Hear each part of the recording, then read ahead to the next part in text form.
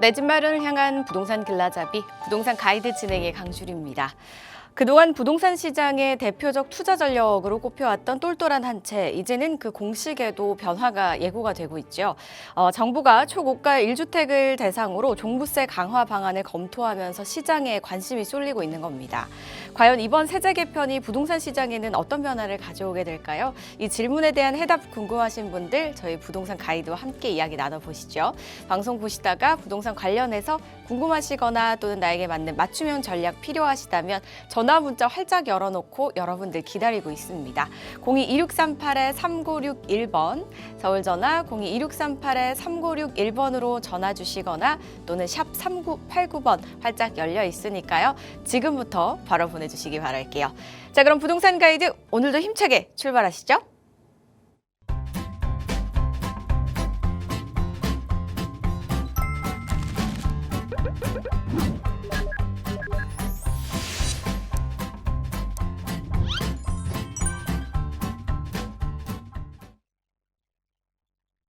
부동산 가이드 매주 월요일마다 저희와 함께 하시면서 다양한 이야기 들려주시는 분이죠. IM 부동산의 정재엽 소장과 함께 합니다. 소장님, 저희 오늘 500회예요. 안녕하세요. 네, 안녕하십니까. IM 부동산 연구소의 정재엽 소장입니다. 일단 먼저 500회까지 이렇게 열심히 시청해 주신 시청자분들 여러분들께 감사의 인사 올리고요. 500회 동안 많은 관심 주셨는데 앞으로 또 500회 그 이상까지 더 좋은 정보를 전달해 드리도록 노력하겠습니다. 자, 일단 그 전에 지난주에 부동산 토론회가 진행이 되었죠. 토론회가 진행되면서 사실상 국가주택뿐만이 아니고 여러 주택들 대상으로 증세가 예고가 되었다라고 봐도 무방할 정도의 그런 수준의 내용이 나왔었는데요. 과연 이 부동산 시장에 이런 증세가 시작되면서 집값 안정화로 이어질지 아니면은 또 다른 집값 상승이라든지 아니면 전세, 월세 등 임대료 상승으로 이어질지 어떠한 영향이 끼칠지는 좀 더 지켜봐야 되지 않을까라고 생각이 들고요. 이 부분도 계속해서 확인해 봐야 되는 부분이라고 생각됩니다.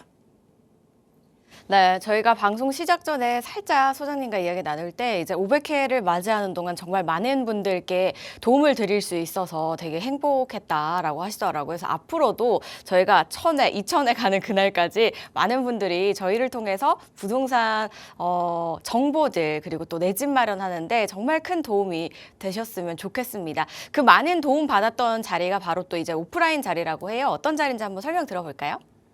네, 세미나 매주 진행합니다.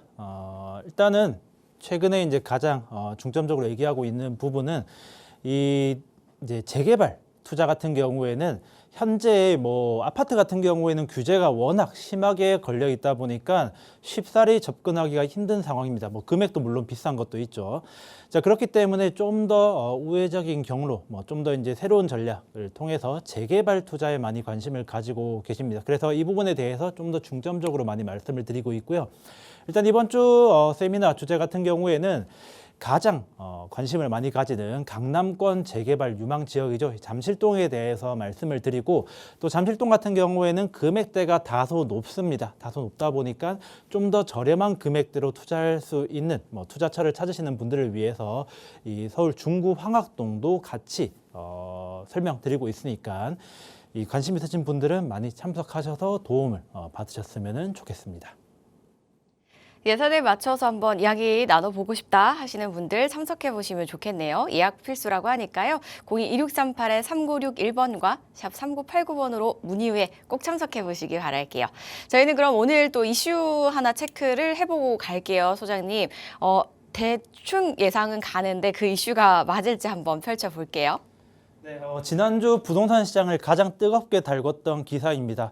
어떻게 보면은 사실상 이 토론회보다 더 큰 이슈가 생겼다라고 봐도 무방할 정도의 그런 기사였는데요. 자, 일단 어떤 내용인지 한번 보겠습니다. 이재명 대통령께서 이 부동산 정상화에 의지를 담아서 본인의 이제 1주택이죠. 한 채밖에 없는 이 분당의 아파트를 매도를 했습니다. 그런데 매도를 했는데 이 매도 과정에서 일반적이지 않은 부분이 조금 이제 등장해서 이 부분에 대한 이 갑론을박이 많이 펼쳐지고 있는 상황입니다. 자, 일단 어떤 내용인지 보면은 일단 이재명 대통령께서 이 아파트, 본인의 아파트를 29억에 매도를 했습니다. 자, 그런데 이 매도 과정에서 해당 주택에 17억 7천만 원의 근저당을 설정을 했는데요. 자, 이게 어떤 의미냐라고 하면은 보통 이제 매도인이죠. 집을 판 사람이 매도인이고 매수인이 집을 산 사람입니다. 자, 근데 이제 매도인하고 매수인 간에 자, 이렇게 매수인이 매도인에게 이 매매 대금을 주면은 사실상 끝입니다. 뭐 그러고 이제 소유권 이전 넘겨주면은 이제 끝인데 매도인이 실제로 매수자에게 돈을 다 받지 않고 소유권을 넘겨준 부분입니다. 쉽게 말해서 이 매매 대금을 매도인이 매수인에게 빌려줬다라는 식의 이제 의미인데요. 자, 일단 이 금액 자체도 상당히 큽니다. 17억 7천만 원의 근저당이 설정이 되었다라고 이제 보면은 보통 이 근저당 같은 경우에 채권 최고액이라고 해서 실제 빌려준 금액의 120%를 설정하는 게 일반적입니다. 자, 그러면은 17억 7천만 원에 이제 120%를 하면은 약 14억 8천만 원 정도를 빌려줬다라고 이제 얘기가 되는데요. 자, 그런데 이제 이 아파트에는 선순위 전세 보증금도 있습니다. 전세 보증금이 약 한 11억 정도 된다라고 이제 알려져 있는데, 자, 그렇게 따지면은 매수인 같은 경우에는 29억짜리 아파트를 사는데 전세 보증금 11억 원에 매도인에게 빌린 뭐 14억 뭐 8천만 원 정도에서 사실상 계약금만 주고 소유권을 넘겨받았다라는 이제 내용입니다. 자, 그러니까 이제 이 부분이 뭐 이제 좀 더 이제 시장의 표현을 빌리자면은 뭐 집주인 대출, 뭐 셀러 파이낸싱을 이용했다라는 이제 이야기인데요. 사실 오늘 제가 말씀드리고 싶은 부분은 자, 이런 이제 대통령의 거래 방식이 뭐 정치적인 부분을 말씀드리는 게 아니고 자, 여기에 대해서 이 어떤 내용이 있는지 어떤 점을 시사하는지 이 부분에 대해서 조금 말씀드리기 위해서 주제를 가져왔습니다. 자, 그런데 이제 이런 이제 집주인 대출 셀러 파이낸싱이라는 방법 자체가 이번에 처음 등장한 게 아닙니다. 뭐 대통령이 이번에 뭐 사상 최초로 뭐 시도한 이제 이런 방식은 아닌데 자, 기사 한번 보시겠습니다. 집주인이 3억 원을 빌려줬어요. 강남 고가주택 시장서 셀러 파이낸싱 재등장 뭐 이런 내용이 있습니다. 자, 이 기사를 보면은 2026년도 4월 달에 작성된 기사입니다. 대통령이 매도한 시점이 7월이니까 자, 4월이면은 대통령이 매도하기도 그 전에 일어난 현상인 거죠. 자, 그러니까 이러한 셀러 파이낸싱 같은 경우에는 이번에 처음 등장한 게 아니고 과거부터 있던 이제 그런 방식의 이 거래 방식이다라고 이제 보시면은 되겠습니다. 자, 그렇기 때문에 뭐 이런 부분이 뭐 최초에 등장한 건 아니고 이제 과거부터 있던 대출이었다. 다만 이 과거에 알려지지 않은 부분들 같은 경우에는 사실 조금 이제 수면 아래에서 음성적으로 이루어졌던 이제 거래였다라는 것을 먼저 사전에 알려드리겠습니다. 네, 사실 뭐 사실상 처음 있는 일은 아니라고 합니다. 하지만 대통령이 했기 때문에 이 민심이 이런 건지 좀 진정이 되지 않는 그런 느낌은 있어요. 그렇다면 이런 집주인 대출 방식이 사실 왜 이렇게 일어나는지도 궁금하거든요. 네, 일단 이런 현상이 등장하는 부분은 명확합니다. 자, 이게 최근에 이제 일어났던 거래였던 거고 사실 그 이전에도 이러한 방식의 거래가 굉장히 많이 일어났습니다. 뭐 과거 이제 문재인 정권 때도 이러한 현상이 많이 일어났고 또 이재명 정권 초기인 작년에도 이러한 방식이 일어났습니다. 자, 그럼 왜 이러한 거래 방식이 이루어지냐? 바로 이 대출 때문입니다. 자, 결국 이 집을 사기 위해서는 대출을 이용할 수밖에 없죠. 이 현금을 모두 다 가지고 매수하시는 분들은 사실은 좀 드물다 보니까요.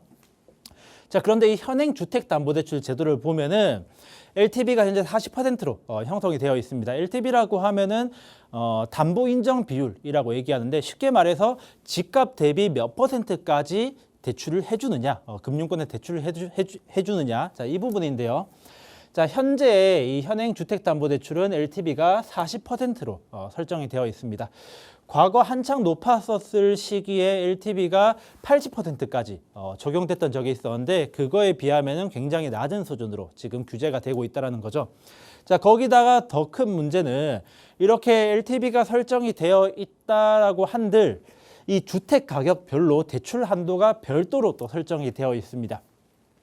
자, 보시면은 최근에 이 강북권에 있는 신축 아파트들 같은 경우에도 15억 초과 되는 부분이 15억 초과 되는 거래가 굉장히 많이 일어나고 있습니다. 자, 그럼 이 15억이 초과되는 부분 같은 경우에는 LTV대로 하면은 6억 이상의 대출이 나와야 되는데, 자, 근데 대출 한도를 4억으로 묶어놨습니다. 자, 그러니까 뭐 15억 기준으로 따지고 봤을 때 4억이면은 대충 한 26% 정도 되는 거거든요. LTV는 40%로 설정이 되어 있지만은 전체적인 대출 한도 규제 때문에 실제로 받을 수 있는 이제 금액은 그보다 훨씬 더 적다라는 겁니다. 자, 그리고 25억 초과, 어떻게 보면 이제 고가 아파트라고 볼 수 있는 부분이죠. 25억 초과 같은 경우에는 대출 한도가 2억 원으로 굉장히 낮습니다. 자, 25억 초과 아파트를 매수할 때 뭐 등기비라든지 뭐 이사 비용, 기타 부대 비용만 해도 1억 원이 넘어가는 경우가 많습니다. 자, 그렇게 따지면은 이 대출 받아서는 사실상 부대 비용 밖에 안 되다 보니까 25억 초과되는 고가 아파트를 사기 위해서는 사실상 이 매매가의 전체를 다 가지고 있어야지 이제 집을 매수할 수 있다라고 이제 보는 거죠. 자, 그리고 이제 그러다 보니까 이러한 집주인 대출이 일어나는 이유, 또 이제 또 추가적으로 원래 이제 아까도 이제 6억 대출까지 이제 15억짜리 이제 대출이 나온다라고 했는데 이게 사실 정책적인 이유로 이 대출 한도가 정해져 있더라도 그게 더 줄어들 수도 있다라는 겁니다. 최근에 나온 기사인데요. 6억 풀 대출 받으려고 했는데 하루아침에 3억으로 반토막 냈다라는 이제 기사도 들리고요. 또 생애 최초까지도 이 주담대 반토막 나다 보니까, 자, 사실상 이런 이제 부동산과 금융은 뗄래야 뗄 수가 없는데 이런 금융제도 자체가 정책적인 요소에 의해서 워낙 불확실하다 보니까 이 매수인 같은 경우에는 이런 집을 구매하는데 굉장히 어려움을 많이 겪는다라는 겁니다. 자, 그래서 이 집주인 대출, 셀러 파이낸싱이 많이 일어나는 부분인데요. 자, 그 매도인 같은 경우에는 집을 이제 당연히 본인이 원하는 가격, 뭐 좀 편하게 말씀드리자면은 옆집보다 단돈 1원이라도 더 받고 싶은 게 사실 사람의 기본적인 심리입니다. 자, 그렇기 때문에 매도인 같은 경우에는 원하는 가격에 집을 팔고 싶죠. 집을 팔고 싶은데, 자, 그럼 대출 규제가 워낙 심하게 나와 있다 보니까 매수자를 구하기가 조금 힘든 상황이 있습니다. 자, 그러다 보니까 이 매수자가 부족한 금액을 직접 대출을 해줌으로써 이 매도를 원활하게 하고 거기다가 추가적으로 이자 수익까지 챙길 수 있다라는 이제 그런 이점이 있고요. 자, 매수인 같은 경우에는 당장 현금 부족하죠. 당장 현금 부족한데 집을 매수하고 싶습니다. 집을 매수하고 싶은데 금융권에서는 대출이 안 나오죠. 부족한 현금만큼 대출을 받아야 되는데, 자, 그러다 보니까 매도인이 해주는 대출을 받으면은 굉장히 땡큐인 거죠. 좋은 거죠. 자, 그러다 보니까 이 매도인과 매수인 간에 서로 니즈가 정확하게 맞아떨어지다 보니까 이런 정책적인 상황에 더해서 이 집주인 대출이 일어나고 있는 상황이다라고 이제 보시면 되겠습니다. 자, 그런데 아까 말씀드렸던 기사인데 4월달 기사인데요. 자, 여기 헤드라인을 보면은 뭐라고 적혀 있냐? 기이한 거래라고 적혀 있습니다. 자, 기사에서도 이러한 그 거래 방식 자체가 일반적이지 않은 거래다라고 이제 얘기를 하는 겁니다. 따지고 보면은 이 집주인 대출, 셀러 파이낸싱 같은 경우에는 불법이 아닙니다. 우리가 뭐 부모 자식 간을 떠나서 뭐 친구 간에도 당연히 돈을 빌려주고 또는 이자를 받을 수 있죠. 자, 그러다 보니까 이 개인 간의 차용, 자, 개인 간의 차용은 합법화된 이 제도권 안에 있습니다. 이자만 뭐 법의 테두리 안에서 잘 주고 잘 받으면은 전혀 문제 없는 거래인 거죠. 자, 그런데 이러한 거래 방식을 뭐 기이하다라고 표현을 한 거는 사실 이제 정부에서 어떻게 보면 뭐 여러 가지 이제 뭐 집값을 안정화시키든 뭐 또 다른 이유든지 해서 규제를 하기 위해서 대출을 쪼여놨는데, 자, 이렇게 집주인이 대출해주는 방식으로 이제 가다 보면은 사실 어떻게 보면은 불법은 아니지만은 이 좀 약간 찝찝한 이제 요런 이제 부분인 거죠. 이 정부에서 어쨌든지 간에 규제를 해놓는데 이거를 우회하는 방식으로 선택을 하다 보니까 사실 이 굉장히 이제 수면 위로 드러내고 싶지 않은 좀 암암리에 이루어지고 있는 이제 그런 거래였다라는 겁니다. 자, 그런데 중요한 거는 이번에 대통령이 이러한 거래 방식을 이제 몸소 보여주면서 사실상 이러한 거래가 이제 공식적인 한 가지 방법이다라고 어떻게 보면은 시장에다가 인식을 심어줬다라고 볼 수 있는 겁니다. 일단은 뭐 대출 한도 때문에 그렇게 된 거긴 한데 사실상 그 대출 한도가 생긴 이유가 정부에서 규제를 그렇게 했기 때문인데 또 대통령이 이 방식을 채택을 하게 되면서 세상 밖으로 나오는 것도 나오는 거지만 뭔가 방금 말씀해 주신 것처럼 공식화 이렇게 암암리에 진행이 되던 게 이렇게 그냥 해도 되겠다라는 인식을 심어줬다라는 부분이 좀 핵심이고 이슈지 않나 싶어요. 그렇다면요, 이번 일로 인해서 현재 시장 분위기는 좀 어떨까요? 네, 그 이후에 대통령이 이 방식을 진행한 이후에 이 쏟아져 나온 기사들 한번 보겠습니다. 자, 대출 규제로 지금 이 공식적으로 이런 집주인 대출 셀러 파이낸싱이 이제 시장에 많이 등장하고 있습니다. 자, 이게 네이버 부동산에 떠 있는 매물 설명이거든요. 자, 이 네이버 부동산처럼 이런 공식적인 조금 이제 대중화된 부동산 거래 플랫폼의 설명에서도 보시면 이 반포자인데 매도인 대출 찬스 갑니다라고 써 있습니다. 자, 이런 누구나 다 보는 이런 이제 플랫폼에다가 이 매물 설명에 이 셀러 파이낸싱 매도인 대출, 집주인 대출이 이제 진행된다라고 이제 써놨고요. 자, 그리고 또 다른 강남에 있는 모 아파트인데요. 자, 여기는 대놓고 금액까지 써놨습니다. 집주인 대출 6억까지 해준다라는 겁니다. 자, 사실 이제 여기 아파트가 매매가 20억이면은, 자, 20억이면은 대출이 원래 4억밖에 안 나오죠. 대출 4억이면은 뭐 집값 대비해 가지고 뭐 LTV라고 따지면은 20% 수준인 건데, 자, 집주인 대출 6억을 추가로 받으면은 30%의 대출을 더 받을 수 있다라는 부분인 거죠. 자, 그러면 이 기본적인 금융권 대출만 받았을 때는 4억이면은 내 현금 16억, 집값의 80%가 필요했었는데 집주인 대출까지 추가로 받으면은 내 현금 10억, 그러니까 집값의 50%만 있으면은 이 집 구매가 가능하다라는 이제 그런 계산이 나오는 겁니다. 자, 그리고 이제 더 추가적인 부분은 방금 말씀드렸던 뭐 이런 뭐 반포라든지 강남 일부뿐만이 아니고, 자, 부산 해운대구, 그리고 수원의 광교, 그리고 경기도 남양주 다산동, 다산 같은 경우에는 매매가 13억 8천짜리입니다. 자, 이 집주인 대출이라고 하면은 강남의 일부 초고가 단지에서 뭐 간혹 가다가 음성적으로 이루어졌던 이런 방식이었는데, 자, 해운대, 뭐 수원, 남양주, 뭐 심지어 이제 지역이라든지 금액도 이제 무관하게 굉장히 통용되게 나와 있는 이제 그런 방식으로 대중화되기 시작했다라는 이제 그런 부분인 겁니다. 자, 이제 여기서 오늘 이제 결론적으로 제가 말씀드리고 싶은 부분이 하나가 있는데, 자, 저희 같은 이제 TV를 보신 시청자분도 마찬가지고 저도 마찬가지고 이런 부동산을 통해서 자산 증식을 원하시는 분들 같은 경우에는 이러한 현상을 보면서 와, 이런 거래도 있구나, 신기하다, 이 정도로만 받아들이고 넘어가시면은 안 됩니다. 자, 자산 증식을 원하는 이런 시장의 심리 같은 경우에는 그 무엇도 이길 수가 없습니다. 뭐 특히나 이런 자본주의 시장, 이런 민주사회 같은 경우에는 뭐 자산 증식이든 뭐 이런 권력에 대한 부분, 명예에 대한 부분은 그 무엇도 이길 수가 없고요. 자, 그리고 세상에 완벽한 규제는 절대 없습니다. 그리고 규제를 할수록 집값은 상승하고 새로운 방법을 찾아내는 자만이 이제 승리할 것이다. 라는 이제 내용입니다.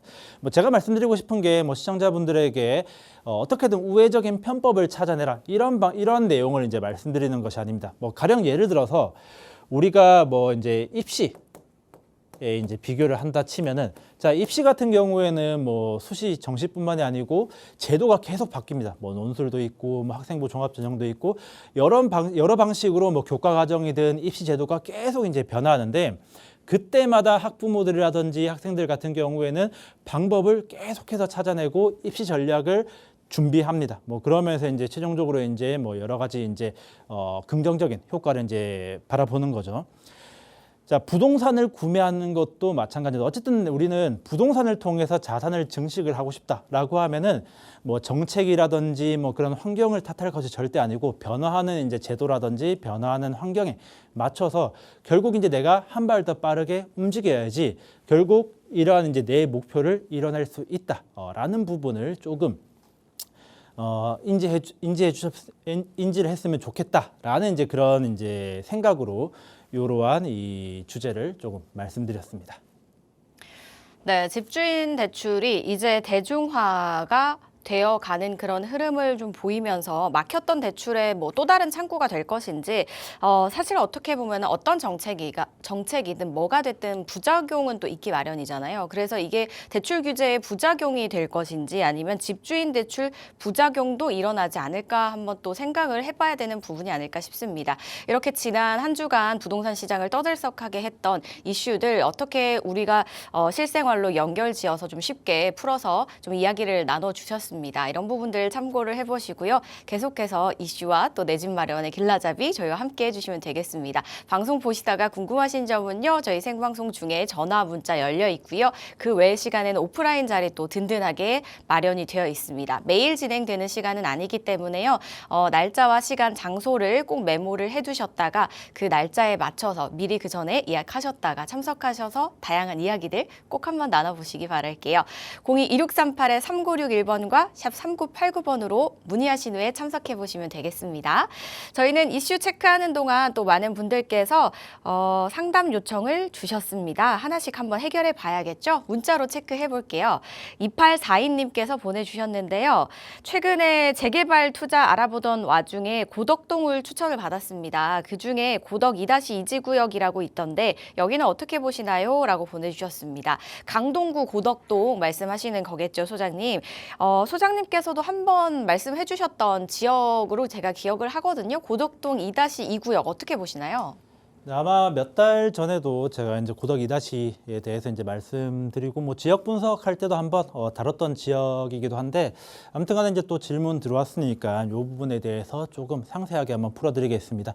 자, 일단 고덕 2-라고 하면은 뭐 장점도 굉장히 많은 동네기도 하고 조금 치명적인 단점도 있는 지역이기도 합니다. 자, 일단 장점에 대해서 한번 먼저 풀어드리겠습니다. 자, 그 전에 고덕 2-2라고 하면은 자, 여기에 있는 이제 지역이다라고 이제 보시면 되고요. 자, 일단 고덕 2-2의 장점. 자, 장점 이제 제가 먼저 하나 풀어드리면은 일단 첫 번째로는 주변에 아파트가 잘 형성이 되어 있다라고 이제 한번 말씀드리겠습니다. 자, 어떤 부분이냐? 자, 주변 아파트라고 하면은 이게 예를 들어서 뭐 신도시라고 이제 예를 들게요. 자, 신도시 같은 경우에는 뭐 기존에 이제 허허벌판에다가 아파트를 짓죠. 이제 그러다 보니까 이렇게 이제 허허벌판에 아파트를 쭉 짓는데 주변에 아무것도 없습니다. 주변에 아무것도 없다 보니까 요 아파트의 시세라든지 이런 부분을 이제 책정할 때 조금 평가절하 당하는 이제 그런 이제 부분이 있습니다. 뭐 그 반대로 주변에 아파트가 이미 형성이 다 되어 있고 새 아파트가 중간에 하나가 딱 생긴다라고 하면은 뭐 가치 판단은 굉장히 심플하게 잘 되죠. 얘네보다 어떤지 비교해보고 더 비싸게 받으면 되는 겁니다. 자, 그러다 보니까 이 주변에 아파트가 잘 형성이 되어 있냐, 뭐 거기다 추가적으로 뭐 인프라적인 부분도 마찬가지겠죠. 아무튼 이제 이런 부분이 이제 굉장히 중요한데 고덕 2-2 같은 경우에는 자, 여기 바로 앞에 그라시움부터 뭐 롯데캐슬, 자이, 아르테온까지 이미 이 과거의 고덕 주공 아파트들이 이제 재건축된 여기도 비교적 이제 최근 지어진 아파트들입니다. 2019년도에 대부분 다 입주한 아파트들이 거의 한 15,000세대 넘게가 다 입주를 마치고 이미 자리를 잡고 있습니다. 자, 그리고 이제 시세 자체도 굉장히 높게 형성이 되어 있는데, 자, 그라시움 같은 경우에는 여기가 24평이 지금 20억이 넘습니다. 한 21억 정도 이렇게 이제 금액이 형성이 되어 있다 보니까 평당 1억에 가까운 그 정도의 이제 금액대가 형성이 되어 있는 굉장히 시세가 높게 형성이 되어 있는 부분이죠. 자, 그렇기 때문에 여기 고덕 2-2가 만약에 재개발이 진행이 되어서 아파트가 나왔다라고 하면은 이거보단 당연히 높게 받지 않겠냐라는 이제 그런 이제 생각도 가질 수 있는 거죠. 아무튼 아파트 가치 산정에 대한 이제 그런 부분들에서 일단 첫 번째 장점을 가지고 있고요. 자, 그리고 이제 두 번째 장점 같은 경우에는 인프라라고 볼 수 있을 것 같습니다. 자, 지금 지도를 좀 더 확대해 보면은 여기가 2-2라고 제가 이제 말씀을 드렸죠. 자, 여기 앞에 뭐가 보이냐? 지하철역 공사하는 게 보입니다. 자, 여기가 지금 9호선 연장 공사하고 있거든요. 뭐 샘서공원역이라고 해서 일단 역명이 나와 있는 상태인데 2-2 바로 앞에 공사하고 있습니다. 자, 그러다 보니까 이 9호선 만약에 연장이 된다, 9호선 연장이 된다라고 하면은 초초 역세권, 어쩌면은 지하철역과 단지를 이을 수도 있을 정도의 그 정도 프리미엄을 가질 수 있는 이제 그런 부분도 있다라는 겁니다. 자, 그리고 마지막 세 번째 같은 경우에는 일자리 말씀드리겠습니다. 자, 일자리 같은 경우에는 직주 근접이죠. 이 부분이 또 아파트 가치를 산정하는데 굉장히 중요한 부분으로 들어서는데, 자, 고덕 같은 경우에는 이 강동구는 사실 예전에 생각을 해보면은 사실상 베드타운이었습니다. 뭐 송파라든지 또는 강남에 출퇴근하는 이런 직장인들을 위한 베드타운의 역할이 좀 더 컸었는데, 지금 현재 고덕동 같은 경우에는 직주 근접, 일자리가 있는 자족 도시로 조금 변화해 나가고 있다라고 이제 보시면 되겠습니다. 그 중심에는 고덕동이 있는데, 자, 일단 기본적으로 강동 일반 산업단지 그리고 여기 첨단 업무단지까지 해가지고 두 개의 산업단지가 이미 이제 들어서 고 이제 또 조성 중에 있고요. 그리고 이제 가장 중요한 게 여기 고덕 비즈밸리가 이제 들어서고 있다라는 겁니다. 자, 여기에 굉장히 많은 이제 뭐 기업들 입주해 있고, 그리고 뭐 최근에 이제 화제가 많이 되고 있죠. 뭐 JYP까지 뭐 들어온다라는 식의 그런 이제 뉴스도 많이 나오고 있고요. 또 기존에 뭐 이런 뭐 이케아라든지 뭐 이런 영화관 뭐 이런 인프라도 여기 비즈밸리에 이미 조성이 잘 되어 있다라는 겁니다. 자, 그러니까 앞서 말씀드렸던 이 크게 세 개의 장점이 있는 굉장히 장점도 큰 지역이다라는 걸 먼저 말씀드리고요. 자, 그리고 이제 그 다음에 제가 치명적인 단점 하나 이제 말씀드린다고 했습니다. 자, 어떤 부분이냐? 자, 요건 2-1을 조금 확대해 놓은 지역이고, 구역은 대략 한 요런 식으로 쭉 이루어져 있고요. 자, 여기가 지금 뭐 신속통합으로 해가지고 최근에 추진하고 있습니다. 뭐 얼마 전까지만 해도 역세권 활성화 뭐 이런 식으로 이제 진행을 하려고 했었는데, 최근에 신속통합 진행하고 있고, 다만 이제 제가 말씀드리고 싶은 이 굉장히 큰 리스크는 바로 신축 빌라 리스크입니다.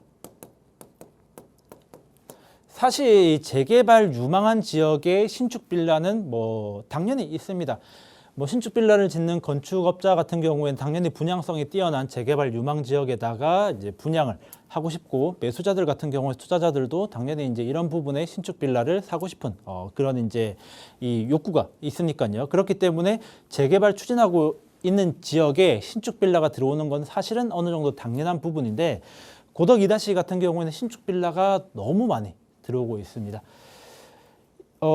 TV로 보시는 분들 같은 경우에는 지금 잘 보이실지 모르겠지만은, 예를 들어서 이제 지도를 놓고 보면은 지도에 군데군데 비어 있는 곳이 굉장히 많습니다.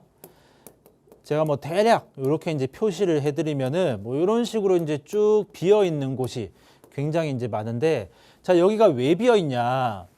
다 신축 빌라 짓고 있는 곳입니다. 자, 지금 제가 지도상에 대략만 이제 표시를 해드렸는데도 굉장히 이제 많죠. 동으로 환산하면은 정말 셀 수도 없을 만큼 저도 최근에 이제 이쪽 지역에 뭐 업무차 임장을 한번 갔던 적이 있었는데 제가 생각했던 것보다 신축 빌라가 너무 많이 들어서 있습니다. 자, 물론 이 신축 빌라가 들어오더라도 노후도만 맞으면 상관없는 거 아니냐라고 이제 얘기하실 수가 있습니다. 뭐 노후도도 여기가 이제 굉장히 뭐 노후된 단독주택들이 많다 보니까 노후도는 아직까지는 뭐 깨지거나 그러진 않을 겁니다. 그런데 문제는 뭐냐면은 이 신축 빌라가 계속해서 들어서면서 이 재개발의 뭐 또 다른 요건이 뭐 안 맞는다든지 아니면은 이 주민들 간의 갈등. 자, 여기 기존에 이제 살고 있던 뭐 주택에 살고 있는 이제 어떻게 보면은 좀 원주민들 입장에서는 신축 빌라가 너무 많이 들어오면서 어떻게 보면은 교통도 조금 안 좋아지고 주거 환경이 본인들 입장에서는 나빠지고 있다라고 생각이 들 수가 있습니다. 더군다나 이런 신축 빌라들이 전부 다 이 재개발을 목적으로 들어오다 보니까 이 개발에 대한 이 부정적인 인식이 굉장히 크게 인식이 되고 있을 겁니다. 특히나 이런 단독주택들 같은 경우에는 이들의 동의가 없으면은 재개발은 사실상 불가능하다라고 이제 볼 수가 있는데, 자, 이런 식으로 주민들 간 신축 빌라 뭐 이런 소분양자들이라든지 아니면은 뭐 원주민들 간에 이런 갈등이 심화되다 보면은 개발 자체가 불가능해지는 그런 경우도 이제 발생이 될 수 있을 거고요. 그리고 또 이 사업성 악화. 결국 이제 재개발할 때 뭐 나중에 추가 분담금이라든지 여러 가지를 이제 감안했을 때 사업성이 좋아야 됩니다. 사업성이 좋아야지 그래도 반대하고 있는 이런 원주민들을 좀 설득시킬 수 있는 명분이 될 수가 있는데, 자, 그런데 이런 식으로 신축 빌라가 너무 많이 들어오면서 뭐 쪼개기가 좀 이제 성행이 된다라고 하면은 사업성이 굉장히 많이 떨어질 수가 있습니다. 그럼 이렇게 사업성이 떨어지게 된다라고 하면은 나중에 추가 분담금이라든지 뭐 이런 부분에서 조금 문제가 될 수 있기 때문에 또 재개발에 악영향이 될 수 있다라는 거죠. 자, 그렇기 때문에 뭐 누군가가 이제 제 개인적으로 고덕 2-2에 투자를 이제 해도 될까라고 이제 물어본다라면은 장점이 너무 많은 동네이기는 합니다. 장점이면 앞서 말씀드렸던 것처럼 장점이 많은 동네이긴 하지만은 이런 식으로 좀 치명적인 단점이 있기 때문에 조금 이제 투자하시기 전에 생각을 한 번 더 이제 재고해볼 여지가 있고, 만약에 이제 투자금이 싸다라고 하면은 조금 장기간 생각하고 묻어둘 수는 있겠지만은 투자금이 뭐 이제 3억대까지 올라간다라고 하면은 3억 가지고 다른 데 투자할 때도 많기 때문에 여기 말고 다른 지역 보는 게 차라리 낫지 않을까라고 이제 말씀드릴 수 있을 것 같습니다.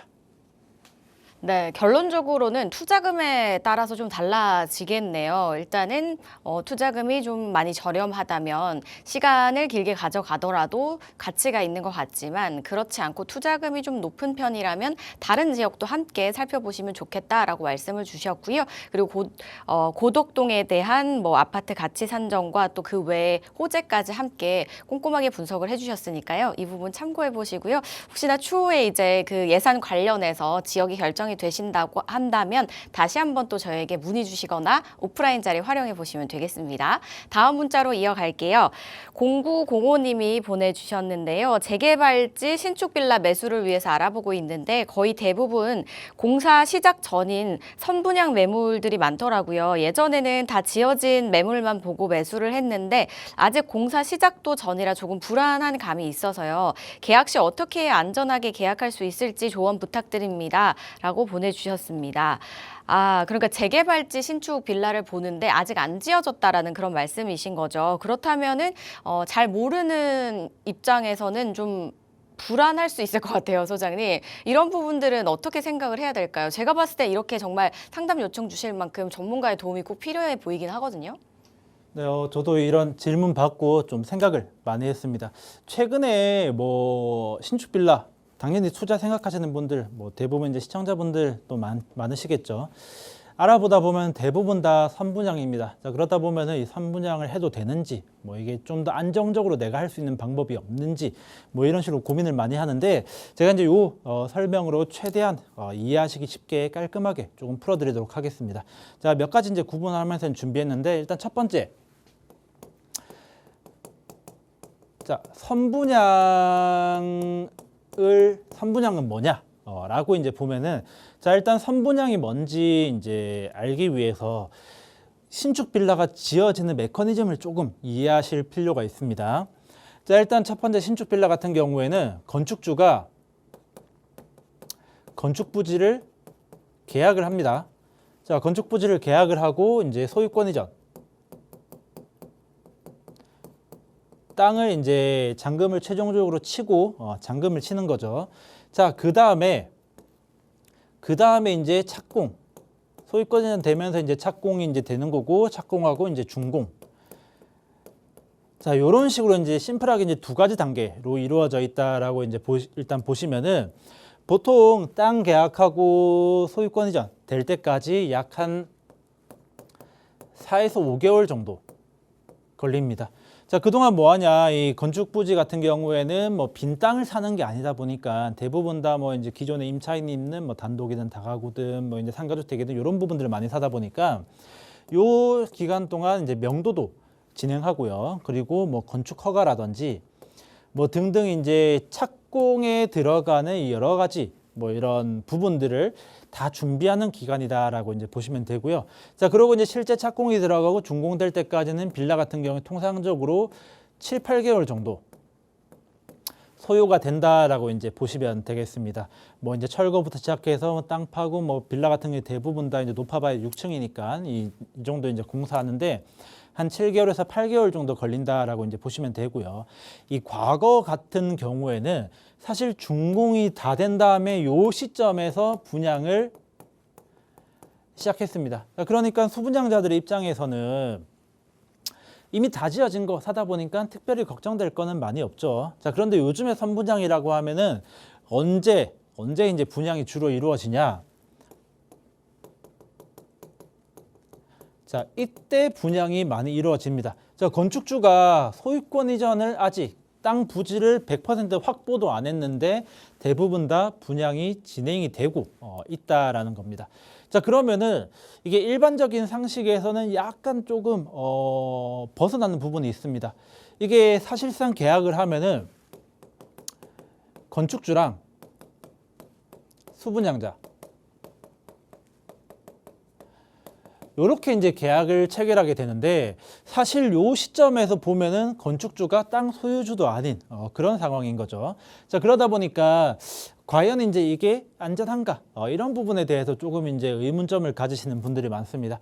자, 일단 결론부터 말씀드리면은 일단 이 선분양이라는 이런 부분에 대해서는 불법적인 요소가 있는 건 아닙니다. 합법적인 이제 법의 테두리 안에서 당연히 진행이 되는 거고요. 물론 이러한 상황을 정확하게 인지가 된다라는 전제하에서요. 소유권 확보도 안 했는데 소유권 확보가 다 됐다. 이런 건 당연히 이제 불법이니까 일단 첫 번째로는 과연 이제 이런 상황을 이 법적으로 이제 다 이해를 해줬냐, 사전 고지가 이제 완벽하게 됐냐, 이 부분을 일단 수분양자 시청자분께 질문 주신 시청자분께서 체크를 일단 먼저 하셔야 되고요.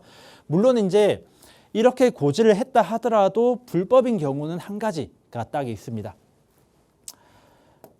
자, 예를 들어서 법에 정한 게 30세대 이상.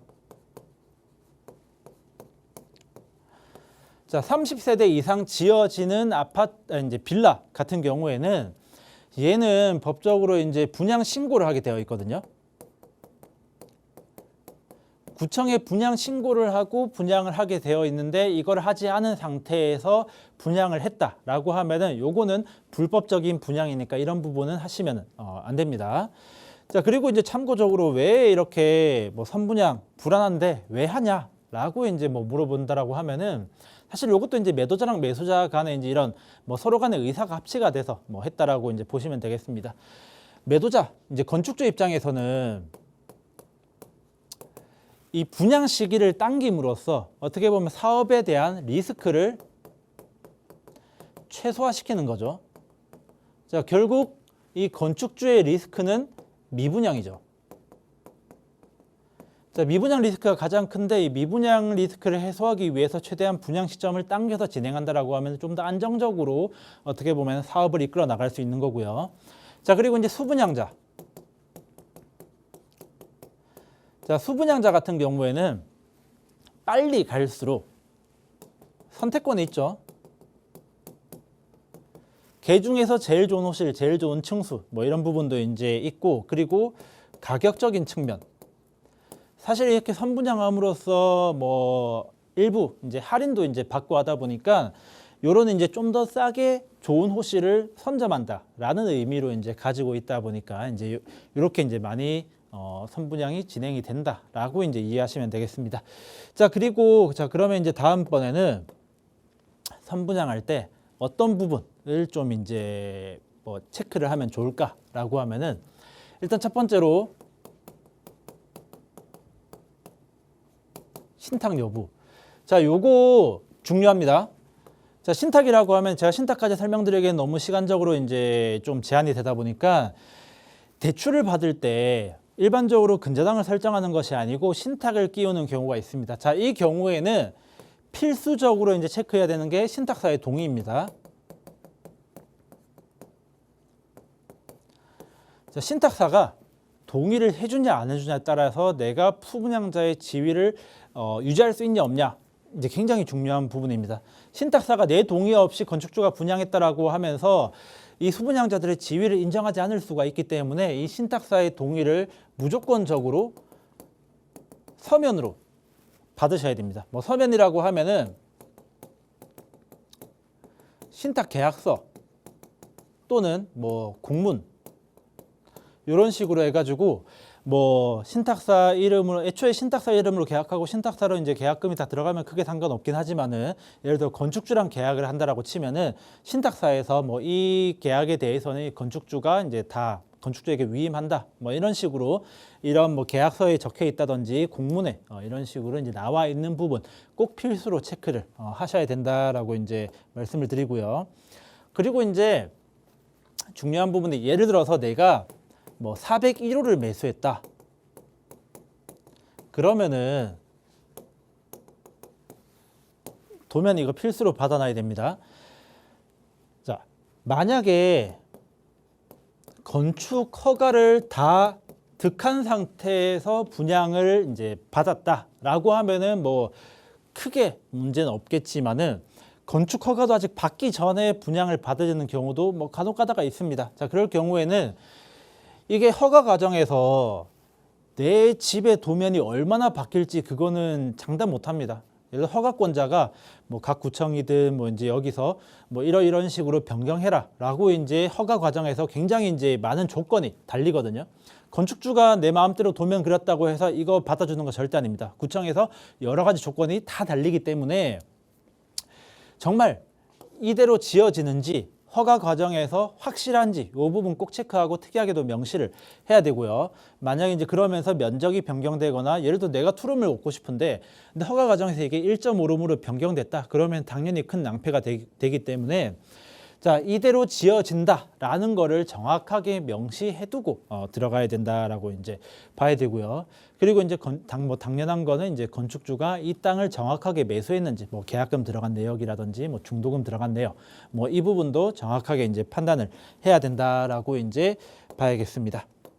자, 그리고 이제 마지막으로 요거는 이 대부분 다 재개발 추진하고 있는 지역, 재개발 유망한 지역에 이제 많이 매수를 하다 보니까 재개발 관련해서 중요한 특약 하나 이제 좀 이제 기입할 필요가 있는 게, 자, 재개발이 진행이 되면은 우리가 이제 많이 들어보셨을 겁니다. 권리 산정 기준일이라고 있어요. 자, 얘는 뭐냐? 현금 청산. 이 집이 나중에 아파트 입주권 나오냐, 아니면 현금 청산 받고 끝나느냐, 이걸 따지는 이제 기준일인데, 사실 신축 빌라 같은 경우에는 뭐 지어지고 나한테 소유권이 넘어올 때까지 1년이 넘는 기간이 걸리기도 합니다. 자, 근데 이 1년이 넘는 기간 동안 중간에 이 지역이 뭐 재개발이 확정이 돼가지고 뭐 권리 산정 기준일이 찍혔다. 뭐 예를 들어서 이제 뭐 모아타운이든 뭐 신속통합이든 여러 가지 이제 이런 재개발이 있는데, 자, 내 집이 현금 청산 대상자로 분류가 됐다. 그러면은 나는 이 집을 살 이유가 사실 없는 거잖아요. 재개발 아파트 입주권을 보고 산 거기 때문에. 자, 그럴 경우에 만약에 권리 산정 기준일로 인해서 현금 청산 대상자가 된다라고 하면은, 이때는 내가 지급한 뭐 계약금이든 중도금이든 이런 분양대금을 반환받을 수 있는 이런 조건을 무조건적으로 달고 꼭 매입을 하셔야 된다라는 겁니다. 일단 제가 이제 이렇게 쭉 말씀을 드리면서 조금 이제 이해가 안 되시는 부분이라든지 조금 이제 제가 뭐 시간 관계상 말을 좀 빨리 하다 보니까 이해가 안 되시는 부분도 발생될 수가 있는데 뭐 이럴 경우에는 뭐 이제 여기 유튜브 올라간 영상 이제 다시 한번 보시거나 아니면은 또 이제 이런 상담을 통해서 또 이제 다 알려드리기도 하니까 아무튼 이제 이런 식으로 쭉 한번 정리해드리고 특히나 신축 빌라 계약할 때는 무조건적으로 그러니까 시청자분께서 뭐 예를 들어서 집을 매수하러 가셨다라고 하면은 괜히 이거 물어봐도 되냐라고 이제 걱정하지 마시고 할 수 있는 모든 걸 다 물어보고 의혹이 풀린 다음에 그 다음에 계약을 하셔야지 나중에 문제가 발생되지 않는다라는 점을 마지막으로 강조드리겠습니다. 네, 정말 꼼꼼하게 말씀을 주셨거든요. 이 부분 그냥 보고 시청하고 계시는 시청자분들께도 정말 큰 도움이 될 것 같습니다. 잘 살펴보시기 바랄게요. 저희 빠르게 하나만 더 만나볼게요. 6687님께서 보내주셨는데요. 용산 쪽 재개발 투자 알아보고 있습니다. 대부분 다 구역 지정되어 있어서 비싼데 아직 저렴한 곳 있을까요? 라고 보내주셨습니다. 이 용산이라는 글자만 들어도 비쌀 것 같다라는 생각이 드는데 아직 소액 투자 가능한 곳 있을까요? 용산 소액 투자 가능한 곳 사실 지금은 거의 없습니다. 이 용산이라고 하면은 여기 이제 뭐 한남이라든지 뭐 이쪽 같은 경우에는 옛날부터 사실상 불가능한 소액으로 들어가기 불가능한 곳이고 뭐 작년 재작년 해가지고 최대한 많이 인기를 끌었던 곳이 뭐 후암동이라든지 뭐 청파동, 뭐 이제 효창동, 뭐 원효로라든지 뭐 이제 이런 쪽에서 이제 조금 인기가 있었는데 일단 기본적으로 후암동 같은 경우에는 다 거의 대부분 다 뭐 신속통합이라든지 뭐 이런 걸로 재개발 구역이 확정이 됐습니다. 다 확정이 됐고요. 자, 그렇기 때문에 여기는 소액으로 들어가는 것은 사실상 불가능하죠. 자, 그리고 청파동 같은 경우에도 이렇게 서울역 뒤편으로 해가지고 여기도 거의 대부분 다 재개발지로 구역이 확정이 났습니다. 뭐 여기도 이제 재개발부터 신속통합, 모아타운까지 굉장히 이제 여러 가지 이 재개발 사업이 추진되면서 다 구역이 지정이 됐고요. 자, 그래서 남은 게 뭐 원효로 뭐 이쪽도 여기도 공공재개발, 뭐 여기도 공공재개발 다 이제 들어가 있고 그나마 지금 남은 게 여기 효창동, 효창공원암역 여기가 좀 남았는데 얘 같은 경우에는 최근에 이 도심공공 복합 사업으로 조금 이제 추진한 이제 신청했다라고 하고 만약에 이게 선정이 되면은 여기도 이제 끝나는 거고요. 만약에 선정이 안 된다라고 하면은 여기도 조금의 기회가 있다라고 이제 볼 수 있고요. 그리고 여기 청파동 같은 경우는 예전부터 여기가 역세권 활성화 조금 추진을 많이 했었는데 아직 구역 지정이 되진 않았습니다. 이제 그러다 보니까 여기 이제 숙대 입구역 뭐 또 남영역 가까운 쪽 여기도 지금 좀 남아 있다라고 이제 볼 수 있고요. 그리고 용문동이라든 이쪽 같은 경우에는 군데군데 여기도 재개발지가 이제 선정이 되어 있는데 뭐 간혹 이제 선정이 안 된 데 몇 군데가 있긴 합니다. 뭐 이제 그런 곳 찾아서 이제 볼 수가 있는데 사실 이 용산 쪽의 재개발지로 하면은 조금 이제 많이 보는 데가 뭐 청파라든지 효창 뭐 이쪽 지역이다 보니까 그 중에서는 지금 제가 이렇게 네모 박스 쳐드린 요 두 개 구역에서 조금 찾아보시면 어떨까라고 말씀드릴 수 있습니다. 네, 어디 부분 살펴보시면 좋을지 말씀드렸으니까 참고해 보시기 바랄게요. 상담은 여기서 마무리하겠습니다. 못다한 이야기는 여기서 나눠보시죠. 소장님.